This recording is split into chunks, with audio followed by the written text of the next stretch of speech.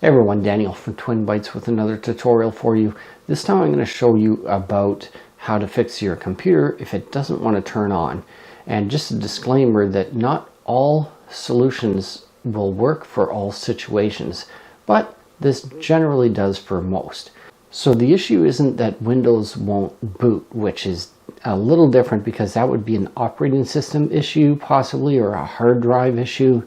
But if the problem is that there's no lights and sounds and it just seems like you press the power button and it does nothing, nothing's coming on, then what you're going to want to do is reset the power. So the first thing that you want to do here is disconnect the power cable and all the connections on the back here. And you see I got two computers here. This one already is unplugged. And with everything unplugged, you also want to check if there's a power switch like this one has here, and this is on in the up position where the line is. If you go down to the 0, then it's off. So you want to make sure this is turned off if it has one. If it doesn't, like this one here, then you don't have to worry about that.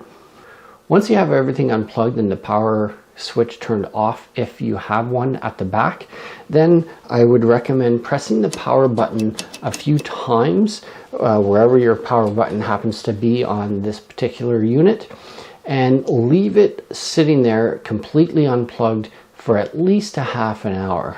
After about a half an hour has passed by, you can plug everything back in, and remember to turn the power switch back on the back if you have one.